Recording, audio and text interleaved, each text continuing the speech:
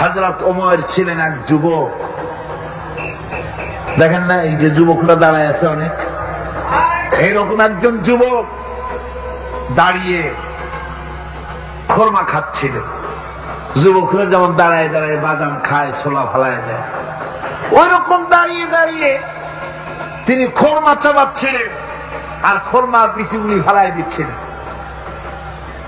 তিনি বললেন অকালা বাখবাখ। ওমর বলছেন বাখবাখ হলো আঞ্চলিক শব্দ, এর অর্থ হচ্ছে আয় মা আযমাহু ওয়া মা আহসানাহু। হে রাসূল, কি সুন্দর কথা আপনি বললেন, কি বড় কথা আপনি বললেন। আপনার সঙ্গে জিহাদে গেলে, শহীদ হলে এমন জান্নাত পাবো যে জান্নাতটা হবে ওই আকাশের চাইতে অনেক বড়। ওয়াল্লাহি, আল্লাহর কসম, হাত্তা কুলাহুন্না ইন্নাহা লাহায়াতান তাবিলা। আমি যদি এই সমস্ত খোরমাগুলি খেতে যাই, তাহলে আমার হাতে যতগুলি খোরমা আছে এই সবগুলি খোরমা যদি খেতে যাই তাহলে তো বেহেশতে যেতে দেরি হয়ে যাবে। হাতের সবগুলি খোরমা নিক্ষেপ করে ফেলে দিয়ে জিহাদের ময়দানে ঝাঁপায় পড়বে।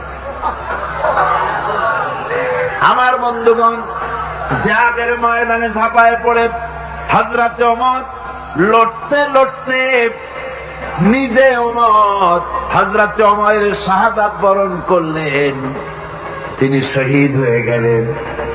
জিহাদের শেষে যখন শুহাদায়ে বদর যখন জানাজা হবে, একজন সাহাবী দেখিয়ে দিলেন, হুজুর এই হলো সেই ওমর যিনি জান্নাতের খোঁজ খবর শুনে হাতের খোরমাগুলি খাওয়ার সময় পায় নাই।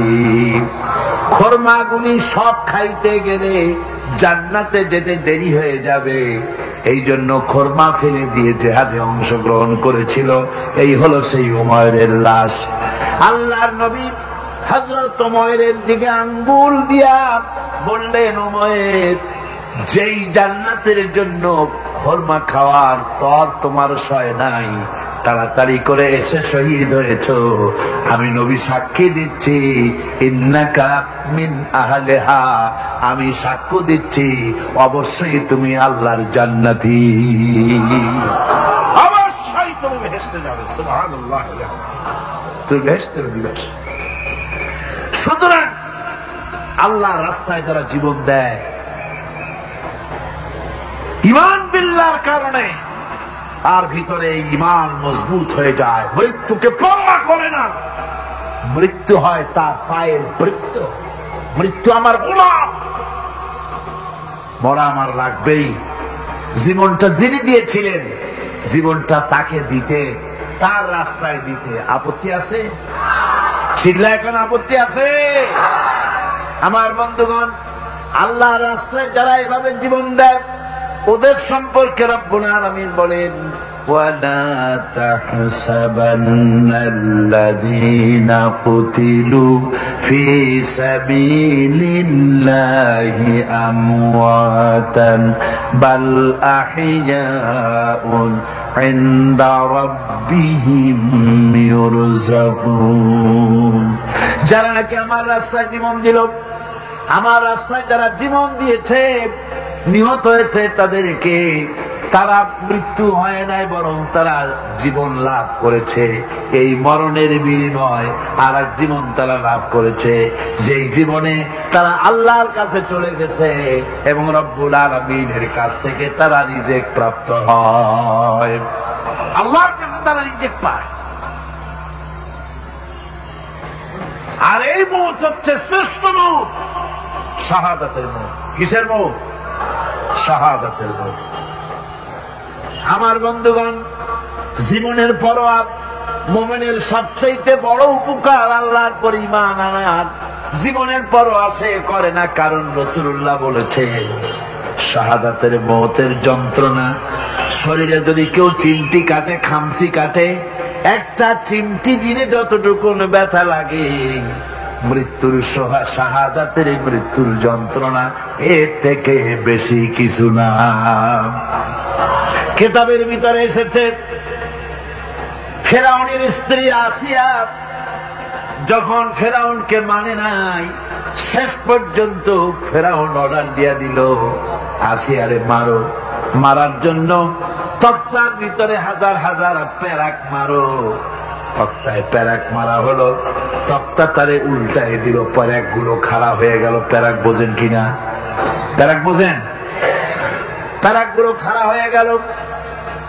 ফেরাউন বলল, এর উপরে আসিয়াকে ফুট করে শোয়াই দাও, এরপরে চতুর্দিক থেকে পিটাইতে থাকো, যতক্ষণ পর্যন্ত আমার উপরে ঈমান না আনে মারতেই থাকো।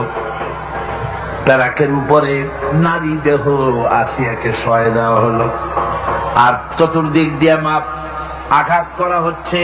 লোহাগুলি শরীরের ভিতরে ঢুকে যাচ্ছে, শত শত লোহা শরীরের ভিতরে ঢুকে যাচ্ছে। এমত অবস্থায় আল্লাহ রাব্বুল আলামিন ডেকে বলেন, ফেরেশতারে, আমার ফেরেশতারা, আমার আসমানের সব দরজাগুলি খুলে দাও। আমার আসিয়া মৃত্যুর আগে, প্রাণ বেরিয়ে যাওয়ার আগে আমার জান্নাতটা দেখে যেন প্রাণটা বেরিয়ে যায়। আল্লাহর এই রাস্তায় মানুষ জীবন দিতে কুণ্ঠাবোধ করে না যদি ঈমান বিল্লাহ, আল্লাহর প্রতি ঈমান মজবুত হয়ে যায়। তার জীবনের মোটেও পরোয়া হয় না। জীবন দিয়েছেন আল্লাহ, এই জীবন দিব, কাকে ফিরায় দেব? আল্লাহ। এই জন্য আল্লাহ পাক বলেছেন, ইন্নাল্লাহা আশতারা মিনাল মুমিনিনা আনফুসাহুম ওয়া আমওয়ালাহুম বিআন্না লাহুমুল জান্নাহ।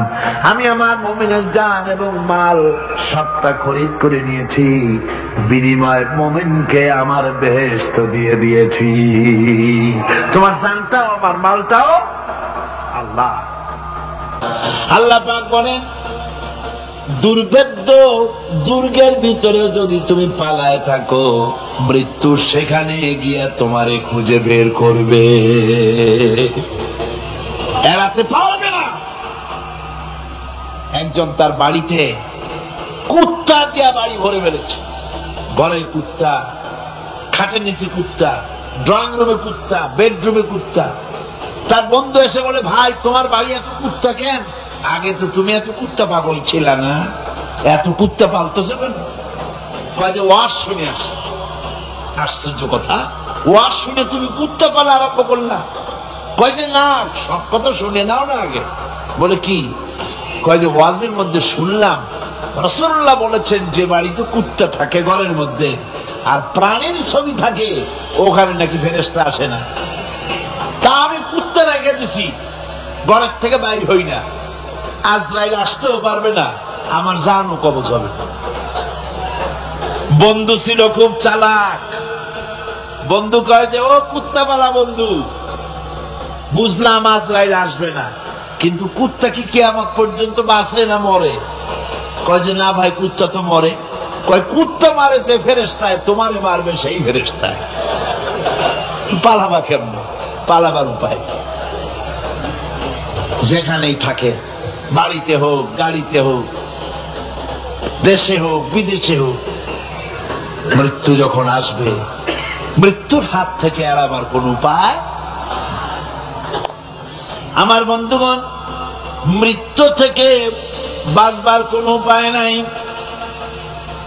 এজন্য এই ক্ষণস্থায়ী জীবনের সুখময়, অনন্তকাল সুখময় জীবনকে মানুষেরা, ইমানদার লোকেরা জলাঞ্জলি দিয়ে চির সুখময় আল্লাহর জান্নাতে যাওয়ার জন্য জীবন দিতে মোটেও তাদের বাধে না। জীবন দিতে হবে আল্লাহর রাস্তায়। যখন মরবই, বাসা যখন যাবে না, বাসা কি যাবে? চিল্লা এখন যাবে। রাসূলুল্লাহ যখন বাঁচেন নাই, কত বড় কথা। আল্লাহ রাসূল যখন বাঁচেন নাই, তো পৃথিবীতে কে বাঁচবে? রাসূলের যখন ইন্তেকাল হয়েছে, সবাইকে মরতে হবে, কোনো সন্দেহ নাই। সন্দেহ আছে? মরা লাগবে। সেই মুহূর্তটা ঈমান বিল্লাহ, আল্লাহর প্রতি ঈমান আনলে পরে ওই মৌতের ভয় আর থাকে না। মনটা তখন নির্ভীক হয়ে যায়, সে বীর হয়ে যায়। তখন তার মন বলে, মরা যখন লাগবে, জীবনটা যিনি দিয়েছেন তার জন্য দিয়ে দেই না কেন? জীবন যিনি দিয়েছেন তার জন্য দিয়ে দেই। বদরের যুদ্ধ, রাসূল করিম সাল্লাল্লাহু আলাইহি ওয়াসাল্লাম লোক তৈরি করতেছেন, সৈন্য রিক্রুট করতেছেন। বদরের যুদ্ধ, আমার ভাইরা, চারটিখানি কথা নয়, বদরীদেরকে আল্লাহ মাফ করে দিয়েছেন। যেরকম সুবহানাল্লাহ। বদরের যুদ্ধ বড় মারাত্মক যুদ্ধ। এ জিহাদ হবে, বাপ তরবারি ধরবে ছেলের বিরুদ্ধে। মক্কা থেকে ছেলে আসছে কাফের, ছেলে তরবারি ধরবে বাপের বিরুদ্ধে, মামু ধরবে ভাগ্নার বিরুদ্ধে, ভাই ধরবে ভাইয়ের বিরুদ্ধে। এটা কি আপনি সোজা মনে করেন? কম সোজা মনে করেন? আমার বন্ধুগণ, বদরের যুদ্ধ শেষ হয়ে যাওয়ার পর হযরতে আবু বকর সিদ্দিক রাদিয়াল্লাহু তাআলা আনহুর সঙ্গে ছেলে আব্দুল্লাহর দেখা হয়ে গেল। ছেলে তখনও কাফের। ছেলে বলে, বাবাজি, আমার আব্বা আবু বকর বদরের প্রান্তরে, আমি আমার তরবারির সামনে আপনাকে কয়েকবার পেয়েছিলাম, কিন্তু আপনি আমার পিতা বলে আমি কিছুই করতে পারি নাই। হযরত আবু বকর বলেন, আব্দুল্লাহ রে শোনো, আল্লাহর কসম করে বলি, তুমি তো আমার তরবারির সামনে পেয়ে ছেড়ে দিয়েছো, কিন্তু আমি আমার বাবুদের কসম করে বলি, বদরের মাঠে একটি বারও যদি আবু বকরের চোখের সামনে তুমি পড়ে যেতে, আল্লাহর কসম আমার তরবারি তোমারে মাফ করে দিত না। তুমি কাফের, আমি মুসলমান। তোমার সাথে আমার সম্পর্ক পিতা পুত্রের স্নেহের সম্পর্ক হতে পারে তখন যখন আদর্শের প্রশ্ন মিল হবে, নইলে তুমি কাফের, আমি মুমিন। পিতা হিসাবে স্নেহ তোমার যেটা পাওয়া দরকার আমার কাছে, সেই স্নেহ থেকে তুমি বঞ্চিত থাকবে।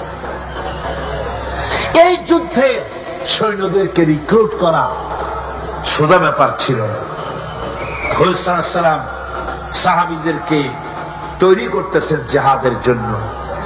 কিভাবে কথাটা পারবেন, হুজুর কথা গোছায় বলতেছেন। হযরত বর্ষিয়ান সাহাবী হযরত মিকদাদ রাদিয়াল্লাহু তাআলা আনহু হুজুরের অবস্থা বুঝতে পারতেছেন। হযরত মিকদাদ দাঁড়িয়ে গেলেন হুজুরকে সাহস দেওয়ার জন্য। হযরত মিকদাদ দাঁড়িয়ে গিয়ে বলছেন, ইমদি বিনা ইয়া রাসূলুল্লাহ হাইসু মা তাশা, আয় হাইসু মা আমারাকাল্লাহ। হে রাসূল, আপনি আমাদের নিয়ে চলুন যেদিকে আপনার খুশি, অর্থাৎ আল্লাহ আপনাকে আমাদেরকে নিয়ে যেদিকে যেতে বলেন সেদিকে নিয়ে যান। ইন্না লা নাকুলু লাকা কামা ক্বালা বনি ইসরাঈল লিমূসা আলাইহিস সালাম, ইযহাব আনতা ওয়া রাব্বুকা ফাকাতিলা ইন্না হাহুনা কাঈদুন। আমরা মুসা আলাইহিস সালামের উম্মত না। সুবহানাল্লাহ। হুজুর কি খুশি হচ্ছেন এই বক্তৃতা শুনিয়া, মিকদাদের বক্তৃতা শুনে হুজুর কি খুশি হচ্ছেন। হযরত মিকদাদ বলছেন, হুজুর আমরা মুসা আলাইহিস সালামের উম্মত না। মুসা আলাইহিস সালামের উম্মতেরা বলেছিলেন, হে মুসা, তুমি আর আল্লাহ আর জিবরাইল এই তিনজনই গিয়ে ফেরাউনের মোকাবেলা করো, আমরা পারবো না। আমরা এই কথা বলবো না, বল ইযহাব আনতা ওয়া রাব্বুকা ফাকাতিলা ইন্না মাআকুমা মুকাতিলুন। হে রাসূল, বরং আমরা বলি আপনি চলুন আমাদেরকে নিয়ে, আপনার রব আপনাকে যেদিকে যেতে বলে আমাদেরকে নিয়ে চলুন, আমরা আপনার সাথে থেকে কাফেরদের বিরুদ্ধে লড়াই করব, তরবারি চালাবো ততক্ষণ পর্যন্ত, মা দামাত আইনু মিন্না তাতারাফ, যতক্ষণ পর্যন্ত থামো, যতক্ষণ পর্যন্ত চোখের একটা পাতাও নড়ে, যতক্ষণ পর্যন্ত চোখের একটা পলক পড়ে ততক্ষণ পর্যন্ত যুদ্ধ চালাতে থাকবো। অর্থাৎ নাক দেয়া নিঃশ্বাস যতক্ষণ আসে আর যায়, আপনার সপক্ষে তরবারিগুলি ঝলসে উঠবে। চলেন আমাদেরকে নিয়ে যেদিকে আপনি যেতে চান। রাসূলুল্লাহ কি যে খুশি হলেন, সুবহানাল্লাহ। আল্লাহর নবী দারুণ খুশি হয়ে গেলেন। নবীজি বললেন, ও সাহাবীরা, তোমাদের মন মানসিকতা যখন এই রকম, তাহলে কুমু বিনা ইলা জান্নাতিন, জান্নাতুন আরদুহা কাস সামাওয়াতি ওয়াল আরদ। কুমু বিনা ইলা জান্নাতিন, ওঠো, চলো আমার সাথে সেই বেহেশতের দিকে, যেই বেহেশতটা ওই বিশাল আকাশের চাইতে, এই জমিনের চাইতে অনেক অনেক বড়। সেই বেহেশতে যাওয়ার জন্য চলো আমার সাথে, ওঠো, দাঁড়াও। ফাকামা উমাইর বিন হামাম ওয়া কানা ইয়াকুলু। সুতরাং জানমাল তো আমার রাস্তায় জান দাও, মাল দাও। মুমিনের এই শক্তি বাড়ে, মুমিনের ভিতরে এই ঈমান সৃষ্টি হয় আল্লাহর প্রতি ঈমানের কারণে। নির্ভীক সে বীর হয়ে যায়, তার ধারণা এটা হয়, ঈমানের ব্যাপারে মজবুত হয় যে পৃথিবীর সমস্ত শক্তি একত্রিত হয়ে যদি আমাকে চেষ্টা করে, আমার এক গাছা পশম বাঁকা করতে পারবে না, যদি না আল্লাহর হুকুম না থাকে। সুবহানাল্লাহ। কোরআনে কারিমে রব্বুল আলামিন বলেন, ওয়া মা হুম বিদাররিনা বিহি মিন আহাদিন ইল্লা বিইজনিল্লাহ। আল্লাহ রাব্বুল আলামিনের সুস্পষ্ট কথা হলো এই যে আল্লাহর বিনা অনুমতিতে কেউ তোমার কোনো ক্ষতি করতে পারবে না। জোরে কোন সুবহানাল্লাহ। কেউ ক্ষতি করতে পারবে না। আবার নির্ধারিত সময় আসার আগে মৃত্যু তোমার হবে না। মৃত্যুর যখন নির্ধারিত সময় হবে তখনই মৌত হবে, এর আগে হবে না। আল্লাহ পাক বলেছেন, ওয়া মা কানা লিনাফসিন আন তামুতা ইল্লা বিইذনিল্লাহি কিতাবাম মুআজ্জালা। আল্লাহ পাক বলেন, আমার নির্ধারিত সময় আসার আগে, এক সেকেন্ড আগে মরবে না, এক সেকেন্ড পরেও মরবে না। অনেকে বলে অমুকের অকাল মৃত্যু হয়েছে, বলে না, বলে কিনা অকাল মৃত্যু হয়েছে। এটা বাজে কথা। কিসের অকাল মৃত্যু? কালেই মরছে, হায়াত ওখানেই শেষ। হায়াত থাকতে এক সেকেন্ড আগে, এক সেকেন্ড পরে মৃত্যু হবে না। যখন নির্ধারিত সময় আসবে সেই সময় মরবে, এর আগে বা পরে মৃত্যু হবে না। মৃত্যু নির্ধারিত সময়ের আগে মরবে না মানুষ। বাহানায় হোক, ওসিলায় হোক, মরণ যেখানে আছে সেখানে যাওয়াই লাগবে। এই জন্যে কবি বলছেন, दो चीज आज दो चीज कसद जोरे जोर एके आबेदाना दिगर खा के गोर। দুটি জিনিস মানুষকে টানে, একটা হলো খাদ্য আর একটা হলো মৃত্যু। খাবার যেখানে আছে সেখানে যেতেই হবে, আর মৃত্যু যেখানে আছে সেখানেও যেতে হবে। কোরআনে কারিমে রব্বুল আলামিন বলেন, قل لو كنتم في بيوتكم لبرز الذين كتب عليهم القتل إلى مضاجعهم। আল্লাহ পাক বলেন, হে নবী তুমি বলে দাও, তুমি শোনায় দাও, যাদের ভাগ্যে নিহত হওয়া আছে তারা যদি তাদের বিছানায় শুয়েও থাকে, প্রকোষ্ঠের ভিতরে থাকে, মৃত্যু সেখানে গিয়ে হাজির হবে, ওখানেই মৃত্যু হয়ে যাবে। মৃত্যুর সময় আসলে পরে মানুষকে মোটেই সময় দেওয়া হবে না। সময় যখন আসবে সময় মতো তাকে বিদায় নিতে হবে। সুতরাং ঈমান আল্লাহর প্রতি ঈমান আনলে পরে মানুষের ভিতরে নির্ভীকতার সৃষ্টি হয়, সে কাউকে পরোয়া করে না আল্লাহ ছাড়া। চিল্লায় করেন সুবহানাল্লাহ, আরো জোরে বলেন সুবহানাল্লাহ। সাহস, বুক ভরা সাহস তার মধ্যে আসবে। এরপরে আল্লাহর প্রতি ঈমান আনলে পরে আরেকটি উপকার মানুষের হয়, এটা হলো 4 নম্বর উপকার। এটা কয় নম্বর? 4 নম্বরের উপকার হলো আল্লাহর প্রতি মানসিক প্রশান্তি আসে। সেই মানসিক প্রশান্তিটা হলো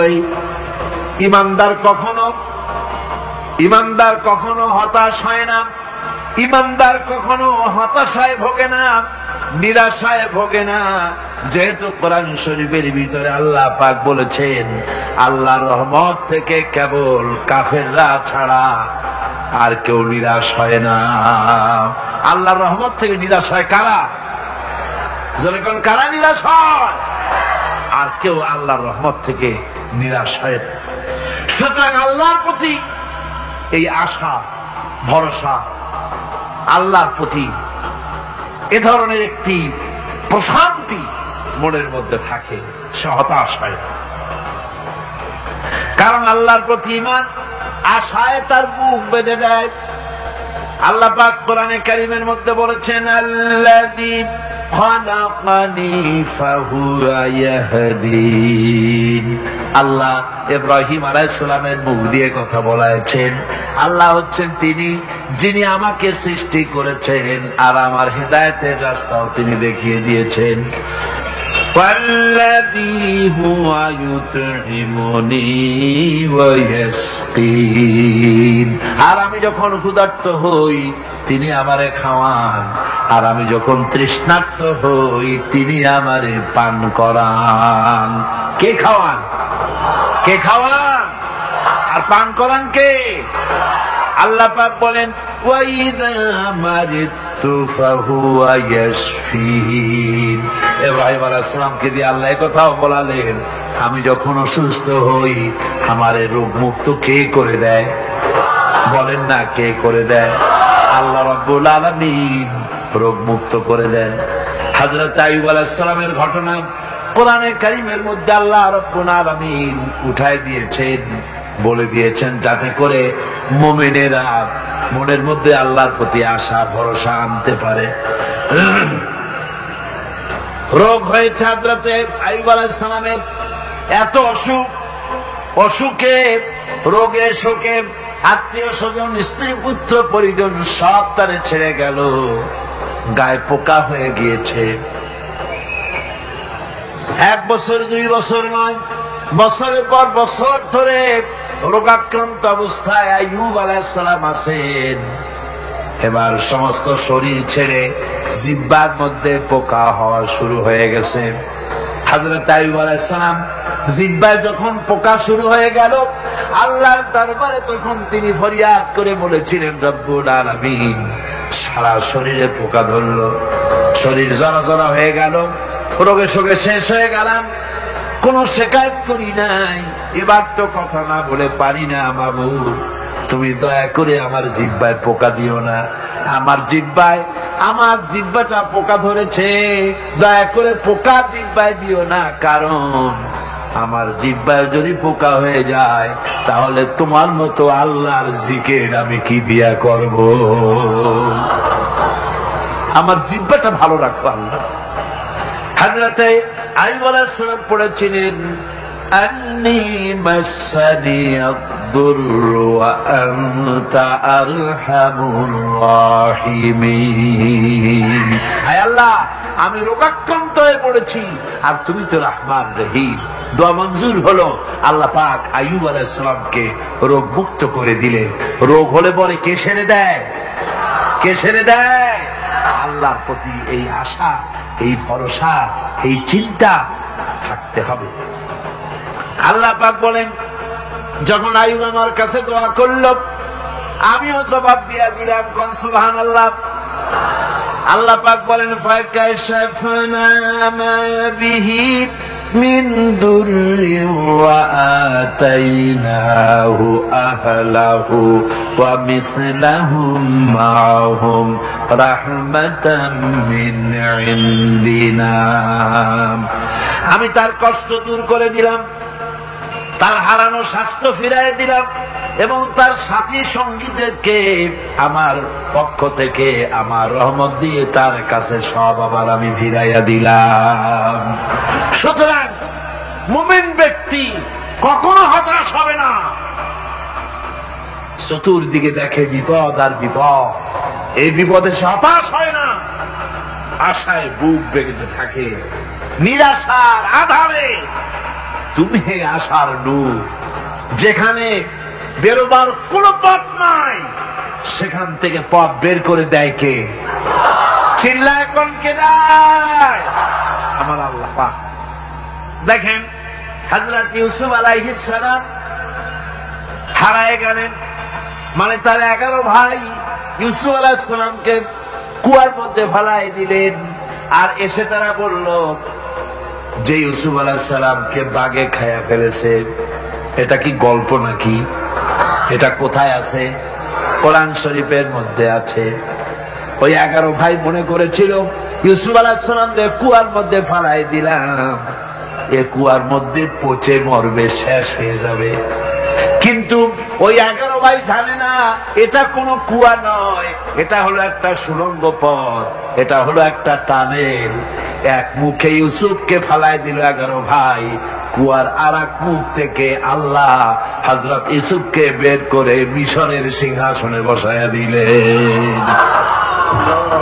ওরা বুঝে না, তাই চিরকাল পাপীরা আল্লাহর বান্দাদেরকে, আল্লাহর দ্বীনের গোলামদেরকে অত্যাচার করে, মনে করে শেষ করে ভালাবো, কিন্তু শেষ আল্লাহর গোলামেরা হয় না, ওরাই শেষ হয়। ঠিক কিনা কয়? জোরে বলেন ঠিক কিনা? ভাইরা আমার, হযরত ইয়াকুব আলাইহিস সালাম ছেলের চিন্তায় চিন্তায় চোখ দুটো অন্ধ হয়ে গেছে, কাঁদতে কাঁদতে চোখ অন্ধ হয়ে গেছে। কিন্তু হতাশ হন নাই, কারণ হতাশ হবে কেবলমাত্র কাফেরেরা। হতাশ হয় কারা? আল্লাহ বলেছেন হতাশ হয় কাফের, ইমানদার কখনো হতাশ হয় না। হযরত ইয়াকুব আলাইহিস সালাম ছেলে হারাইয়া কি বলতেছেন শোনেন। আল্লাহ তার কথা কোরআনে কারীমের ভিতরে আল্লাহ কি সুন্দর করে উঠায় দিয়েছেন। হযরত ইয়াকুব পড়তেছেন ফাসাবরুন জামিলুন আসাল্লাহু আইয়াতিয়ানি বিহিম জামিআন ইন্নাহু হুয়াল আলিমুল হাকীম। ফাসাবরুন জামিল, ধৈর্য ধারণ করাই এখন আমার জন্য উত্তম। আমি এখন ধৈর্য ধারণ করব, হয়তো শীঘ্রই আল্লাহ আমার যাদের হারাইছি তাদের সকলকে আল্লাহ আমার কাছে ফিরিয়ে দিবেন। তিনি সুবিজ্ঞ, তিনি প্রচন্ড ক্ষমতার মালিক। আশায় বুক বেঁধে থাকলেন তিনি। আর ইউসুফ আলাইহিস সালাম আজকে প্রেসিডেন্ট, তিনি মিশরের কি তিনি 11 ভাই গেছে সেইখানে খাবার আনার জন্য। হযরত ইউসুফ আলাইহিস সালামের চিনতে কোনো কষ্ট হয় নাই, ওরা তো চেনে নাই, কিন্তু ইউসুফ আলাইহিস সালাম চিনে ফেলেছেন। হযরত ইউসুফ কোনো প্রতিশোধ নিলেন না। হযরত ইউসুফ পরিচয় দিলেন আর বললেন ভয় পাইও না, খাদ্য তোমাদেরকে দিয়া দিব। তোমাদের ব্যাপারে আমার বক্তব্য হচ্ছে লা তাসরিবা আলাইকুমুল ইয়াউম, তোমাদের বিরুদ্ধে আমার কোন ক্ষোভ নাই, বিদ্বেষ নাই, মাফ করে দিলাম। এই জামাটা নিয়ে যাও, আমার আব্বার জন্য এই জামাটা নিয়ে যাও। জামা নিয়ে যাচ্ছে মিশর থেকে। কোথায় কেনান, কোথায় মিশর?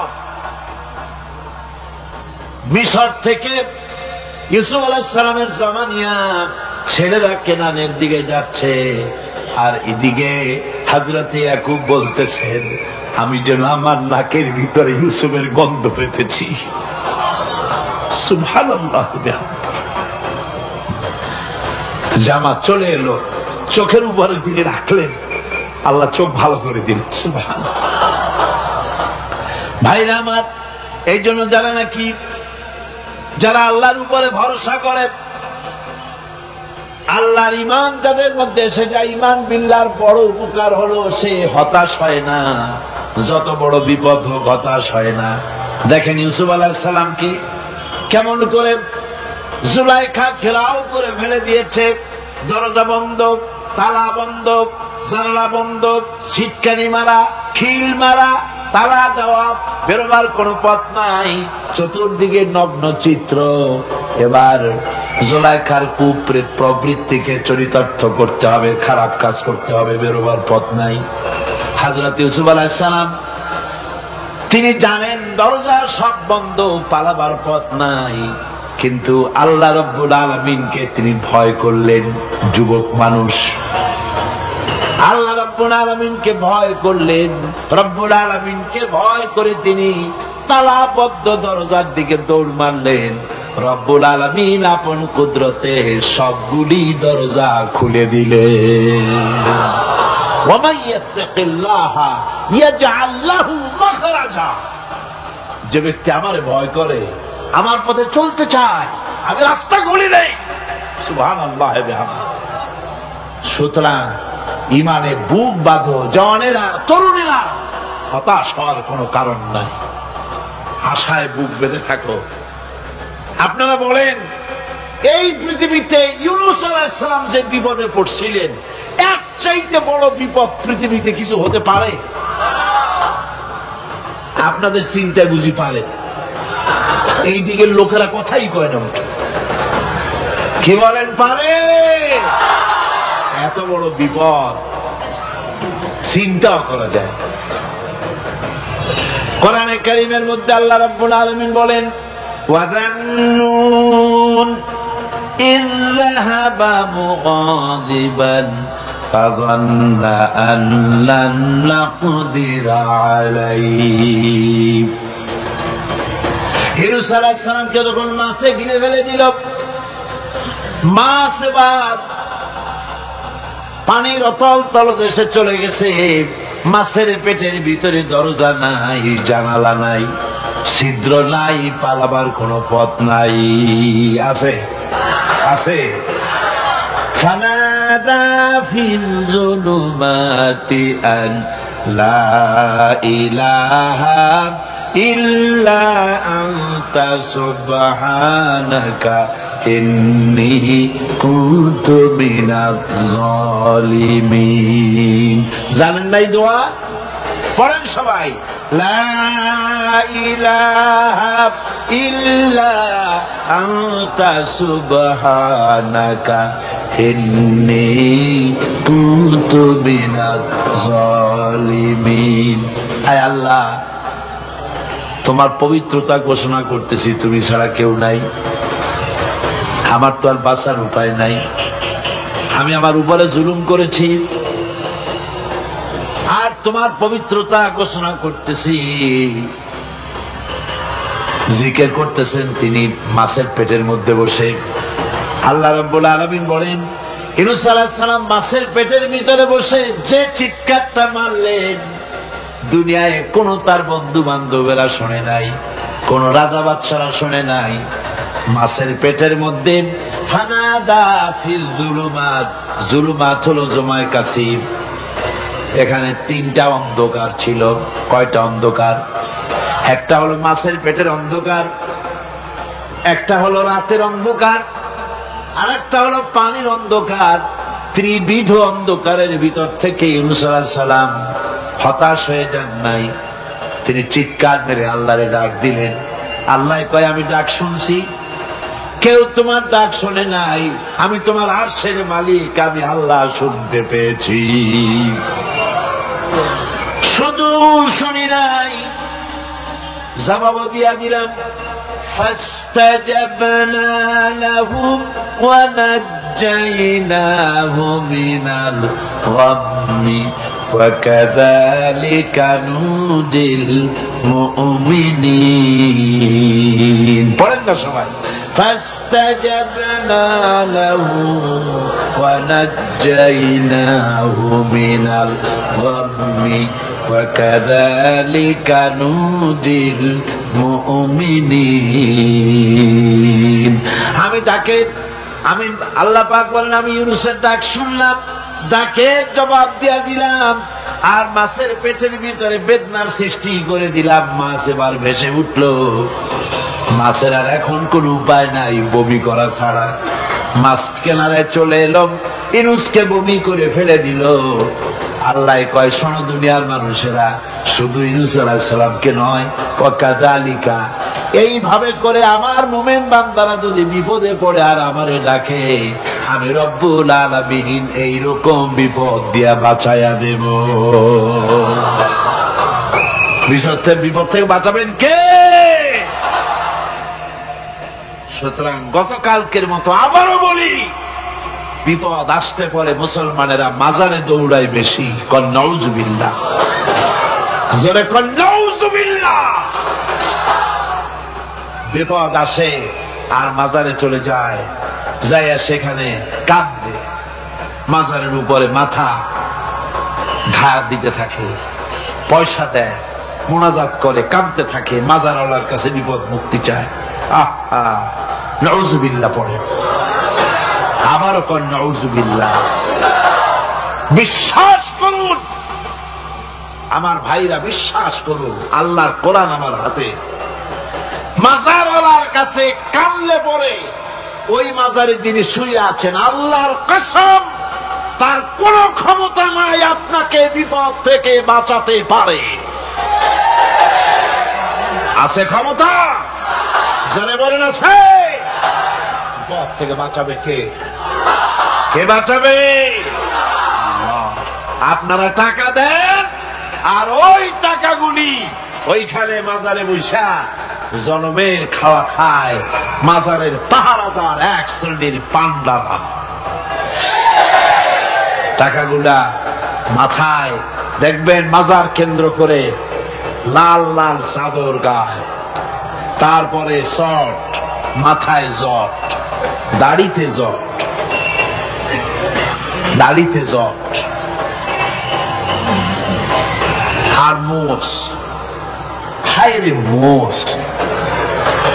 6টা টর্চ লাইট দিয়েও যদি আপনি খোঁজেন মুখ তালাশ করে পাবেন না, এত মোষ সমানে কাজা খায় আপনার পয়সা দিয়ে। ধর্মের নামের ব্যবসা করে। যাই দেখেন মাজার গুলো, প্রত্যেকটা মাজারে 5টা 10টা লোক বসা আছে। ঘাট ধরে বের করে দাও। আর বড় মাজারে বসে আছো কেন? মসজিদে যাও। কোথায় যাবে? কোথায় যাবে? মসজিদে। আল্লাহ থামো, আল্লাহর ওলিদের মাজার ঘেরাও করে রেখে দাও, যত্ন করে রেখে দাও। গরু, ছাগল, ভেড়া, হাবিজাবি কিছু যেন যেতে না পারে, যত্ন করে রাখো, সম্মান দিয়ে রাখো। কিন্তু তোমার ওখানে পাহারা দিতে বলছে কি? তুমি ওখানে বসে থাকো কেন? গুড় যেখানে পিঁপড়া সেখানে। পয়সা দেওয়া বন্ধ করে একটারও পাবেন না ওখানে। ঠিক কিনা কর? সব ধান্দাবাজ পয়সার লোভে ওখানে বসে থাকে, গাঁজা খায়, মদ খায়, নামাজ পড়ে না। আর আপনার টাকা দিয়া খোঁজ নিয়ে দেখেন মাজারের মুতল্লি যত আছে সব বাসের মালিক, ট্রাকের মালিক, কোটি কোটি টাকার ব্যবসা করে। সুতরাং এগুলি ছাড়েন, এ ধান্দাবাজি বন্ধ করুন। মাজারের সাথে কোন সম্পর্ক নাই। মুসলমানের সম্পর্ক কেবল মসজিদের সাথে। কিসের সাথে? মসজিদের সাথে সম্পর্ক গড়ে। আমার বন্ধুগণ, বিপদ আসলে পরে কবরের কাছে যাওয়া নয়, বিপদ আসলে পরে মসজিদে যান, 2 রাকাত কাজায়ে হাজাতের নামাজ পড়েন। রাসূলুল্লাহ পড়েছেন, কাজায়ে হাজাতের নামাজ পড়েন, সেজদায় পড়ে গিয়ে আল্লাহর কাছে কান্দেন, আপনার বিপদ আল্লাহ রব্বুল আলামিন দূর করে দিবেন। আহারে, এমন আল্লাহরে থুইয়া কি যে বলবো, মানুষের যে কি হইছে। আমি সিলেটে দেখেছি শাহজালাল রহমতুল্লাহ আলাই, আল্লাহর ওলি, শাহ আমানত আল্লাহর ওলি, শাহ মাহদুম আল্লাহর ওলি। এই ওলিরা কোনদিন বলে যায় নাই যে আমার মাজারে পাহারা দিয়ে তোমরা টাকা আদায় করো, বলছে কেউ? শাহজালাল রহমতুল্লাহ আলাইহির মিশন কি ছিল, আর এই পাগলেরা করে কি? হযরত শাহজালালের তরবারি আজও আছে, আমি তরবারি দেখেছি, দোধারি তরবারি হাতে নিয়ে এসেছে। এক হাতে ছিল তরবারি, আর এক হাতে ছিল আল্লাহর কোরআন। যখন সিলেটে ঢুকলেন গৌর গোবিন্দ তার সব কিছু, তিনি আজান দেওয়ালেন। আজান শোনা মাত্র মূর্তিগুলো কাঁপতে লাগলো। গৌর গোবিন্দের কলজা গলার কাছে চলে আসছে, জিজ্ঞেস করছে ব্যাপারটা কি, এরকম হচ্ছে কেন? জ্যোতিষীরা বলল যমন এসেছে, ম্লেচ্ছ এসেছে, আর উপায় নাই। শাহজালাল রহমতুল্লাহ আলাইহি তিনি বসলেন গেটের কাছে, এবার সব পালাচ্ছে।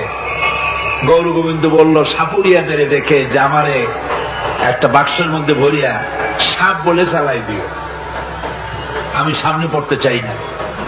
ভয়তে কলজা গলার কাছে চলে আসছে শুধু আজান শুনে। এরপরে লোক সব চলে যাচ্ছে, উনি দেখতেছেন যাও যাও যাচ্ছে সব। তারপরে ঝুড়িতে করে যাচ্ছে সাপুরিয়ারা, তোমাদের এর মধ্যে কি? সাপ, যাও যাও যাও। এরপরে বড় একটা বাক্স, ওটার মধ্যে কি? কাজে হুজুর আমরা সাপ খেলা দেখি, এর মধ্যে সাপ। নামাও, আমি সাপ খেলা দেখবো, নামাও ওটা। এরপরে বাক্স খুলছে, দেখে যে আসল সাপ বাইর হয়েছে। গৌর গোবিন্দ বলল যে আমার রাজত্ব ছেড়ে দিলাম, আমারে জানে বাঁচা। শাহজালাল রহমতুল্লাহ আলাইহি বললেন আমি তো মারতে আসি নাই, আমি তো হত্যাকাণ্ড করতে আসি নাই, আল্লাহর দ্বীনকে নিয়ে এসেছি। তিনি ক্ষমা করে দিলেন। সেই শাহজালাল রহমতুল্লাহ আলাইহির মাজারে লোকেরা বিভিন্ন জায়গা দিয়ে যায়, বাস ভরে ভরে যায়, যাইয়া চাদরের উপরে যাইয়া মাথা ঘা দিতে থাকে আর কাঁদতে থাকে। কতগুলো গজাল মাছ আছে, বিরাট বিরাট গজাল, গায়ে শ্যাগলা পড়ে গেছে, দেখলে মনে হয় যেন রিটায়ার্ড অফিসার, এরকম মোটা। ওগুলারে মুড়ি খাওয়ায়, কলজা খাওয়ায়। একটা কুয়া আছে, পানি এত পচা, কয় যে এইটার আর এক মুখ হলো জমজমের সাথে মিশানো। নাউজুবিল্লাহ। হায় মানুষ, মুসলমানের আকীদা হয় এত খারাপ, আকীদা বদতর হয়ে গেছে। এগুলি ধর্মের নামের ব্যবসা, এগুলি জোরে বলেন কি? এই ব্যবসা বন্ধ করতে হবে, এই ব্যবসা বন্ধ করতে হবে। এরা ধর্মের নামে লুটেরা, চাদর দিয়ে, আগরবাতি দিয়ে, মোমবাতি দিয়ে, সেজদা দিয়ে মুশরিক হয়ে যাচ্ছে, ইসলাম থেকে খারিজ হয়ে যাচ্ছে। আমার কাছে রিপোর্ট এসেছে প্রচন্ড ভিড়ে মানুষের কষ্ট হচ্ছে, তো কি করা যাবে? আমি বললাম ভিড়, আর আপনারা যদি ভিড় দেখতে চান তাহলে তো সব লোক দাঁড়ায় যাবে, আপনাদের তো দেখার দরকার নেই।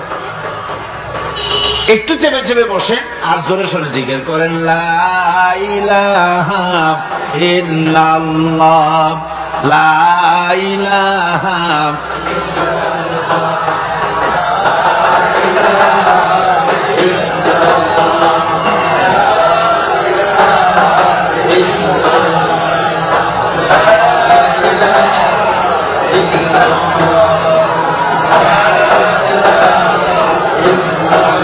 আপনি কিন্তু বসেই এগোতে পারতেন, দাঁড়ালে পরে ডিস্টার্ব হয়, হাঁটলে পরে ডিস্টার্ব হয়।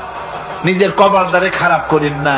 এত সুন্দর আল্লাহর কথা শোনা থেকে নিজেকে মাহরুম করতে চেষ্টা করেন না। নিজেও শোনেন, অপরকেও শুনতে দেন। বসেন, মাজা ব্যথা করবে না, আল্লাহ মাজা ব্যথা ভালো বানায় দেবে যত সময় বসবে। কোন আলহামদুলিল্লাহ। আপনারা বসছেন যে জায়গাটায়, এটা বেহেশতের টুকরা। এটা কি? এরা প্যারেড ময়দান নয়। মাজালিসুল ইলম হিয়া রাওযাতুম মিন রিয়াদিল জান্নাহ। হযরত আলী বলেছেন, যেখানে ইলম চর্চা হয়, কোরআন আলোচনা হয়, হাদিস আলোচনা হয়, সেটা কোনো সাধারণ জায়গা না, সেটা জান্নাতের টুকরা হয়ে যায়। যেরকম সুবহানাল্লাহ। কাজী বেহেশত থেকে শয়তানের জন্য বাইর করিয়া না দেয়, সতর্ক থাকেন। শয়তান কি চায় যে আপনি সারাক্ষণ শোনেন? কি কোন চায়? চায় না। শয়তানের খপ্পরে পড়েন না, বসেন আর শোনেন। ইমানদার যখন বিপদে জর্জরিত হতে থাকে, তখন সে ভেঙে পড়ে না। তখন অন্ধকারের, বিপদের অন্ধকার বিদীর্ণ করে আলোর এক প্রভা তার চোখের সামনে উদ্ভাসিত হয়ে ওঠে। সেটা কি? সেটা হলো আল্লাহ রাব্বুল আলামিনের বাণী, ফাইন্না মাআল উসরি ইউসরান, ইন্না মাআল উসরি ইউসরা। আল্লাহ পাক বলেন, জেনে রাখো, দুঃখ এবং কষ্টের সাথে রয়েছে সুযোগ আর সুবিধা, আর অসচ্ছলতার সাথে রয়েছে উদার সচ্ছলতা। জোরে কোন সুবহানাল্লাহ। কাজে ভয় পাওয়ার কারণ নাই, হতাশ হওয়ার কারণ নাই। মন আশায় বুক বেঁধে রাখো। গুনাহ করেছো, হতাশ হয়েও না। যুবকদের গুনাহ করা স্বাভাবিক। ইউনিভার্সিটির ছাত্র, কলেজের ছাত্র, প্রফেসর, শিক্ষক, অফিসার ঘুষ খেয়েছেন, জিনা করা হয়েছে, মদ খাওয়া হয়েছে, মিথ্যা কথা বলা হয়েছে, যাই কিছু করেন না কেন, ভয় পাওয়ার কারণ নাই, নিরাশ হওয়ার কোনো দরকার নাই। আল্লাহ পাক ডেকে বলেছেন, উলিয়া ইবাদিয়াল্লাযীনা আসরাফু আলা আনফুসিহিম লা তাকনাতু মির রাহমাতিল্লাহ। আরে আমার আল্লাহর মতো এত ভালো আর কেউ আছে? এত দরদ আর কারো আছে? আমার আল্লাহ বলেন, ও নবী, আপনি শুনে দেন, হে আল্লাহর বান্দারা, তোমরা যারা নিজেদের উপরে বাড়াবাড়ি করেছো, নিজেদের উপরে জুলুম করেছো, অত্যাচার করেছো, আমি আল্লাহর রহমত থেকে নিরাশ হয়ে যেও না। মানুষ যদি অপরাধ করে, বাপের সাথে অপরাধ করেছে, মায়ের সাথে অপরাধ করেছে, মা বাবা সন্তানের চাইতে এত বড় কল্যাণকামী তো আর কেউ নাই। কিন্তু মা বাবা কোনদিন বলে না, আয় আমার ছেলে, তোরে মাফ করে দেই, এরকম বলে নাকি? মন চায় ছেলে যদি মাফ চাইতো, খুশি হয়ে মাফ করে দিতাম। কিন্তু কেন যে আসে না, ডাকে না যে আয় মাফ করে দেই। মা বাবা আপনাকে এত ভালোবাসে, সেই মা বাপও আপনাকে বলে না যে আয় মাফ করে দেই। আমার আল্লাহ হচ্ছেন এমন আল্লাহ, আল্লাহ রাব্বুল আলামিন ডাকেন, এ বান্দা, খুন করেছিস ফিরে আয়, জিনা করেছিস ফিরে আয়, হত্যা করেছিস ফিরে আয়, চুরি করেছিস ফিরে আয়, কুফরি করেছিস ফিরে আয়, সুদ খেয়েছিস, ঘুষ খেয়েছিস, মদ খেয়েছিস, ফিরে আয়। এসে আমার দরবারে চোখের পানি ফেল, আমার দরবারে কাঁদাকাটি কর। ইন্নাল্লাহা ইয়াগফিরুয-যুনুবা জামিআ ইন্নাহু হুয়াল গফুরুর রহিম। আমার দরবারে চোখের পানি ফেলে কান, আমি রব্বুল আলামিন জিন্দেগীর গুনাহ মাফ করে দেব। সুবহানাল্লাহ কোন, সুবহানাল্লাহ কোন। আমার কাছে কান, চোখের পানি খা, আল্লাহ রাব্বুল আলামিনের কাছে বান্দার দুইটা ফোঁটা বেশি প্রিয়। একটা হলো জিহাদের ময়দানে যে রক্ত ফোঁটা দেওয়া হয়, এটা আল্লাহর কাছে প্রিয়। আর আল্লাহর ভয়তে গুনার জন্য লজ্জা করে অনুশোচনা করে বান্দা যখন চোখের পানি ছেড়ে দেয়, আল্লাহর কাছে এটা অত্যন্ত প্রিয়। নবীজি বলেছেন, বান্দা যখন গুনার ভয়তে, আল্লাহর ভয়তে, জাহান্নামের ভয়তে অনুশোচনা করে যখন চোখ দিয়া পানি ছেড়ে দেয়, ওই চোখের পানি নাকের অর্ধেক আসতে না আসতে আল্লাহ রাব্বুল আলামিন বান্দারে মাফ করে দেয়। আল্লাহ বরদাস্ত করতে পারেন না যে বান্দা কান্দু। আমার ভাইরা, আল্লাহ রহমত এই পৃথিবীতে, আল্লাহ রহমতকে 100 ভাগ করা হয়েছে। আল্লাহ রহমতের কত ভাগ? এই 100 ভাগের 1 ভাগ সারা পৃথিবীতে ছড়াই দেওয়া হয়েছে। আর 99 ভাগ কার কাছে? আল্লাহর কাছে। 1টা ভাগ দুনিয়া ছড়ানো হয়েছে আদম আলাইহিস সালাম থেকে নিয়ে এই পর্যন্ত, এখান থেকে নিয়ে কিয়ামত পর্যন্ত পৃথিবীতে যত মানুষ আসবে, যত প্রাণী আসবে, তাদের মধ্যে প্রাণী জগতেও গাভী তার বাছুরকে ভালোবাসে ঠিক কিনা, হাতি তার বাচ্চাকে ভালোবাসে ঠিক কিনা, মুরগি তার বাচ্চাকে ভালোবাসে কিনা, প্রত্যেক মাই তার সন্তানকে ভালোবাসে মানুষের মতো। এই ভালোবাসা, স্নেহ, এই মমতা, এই করুণা, এই মহব্বত 1টা ভাগ দুনিয়ায় দেওয়ার পর আপনি আর আমি যতটুকুন ভাগে পেয়েছি, সেই মহব্বত স্ত্রীর মহব্বতে অস্থির, মায়ের মহব্বতে অস্থির, সন্তানের মহব্বতে অস্থির।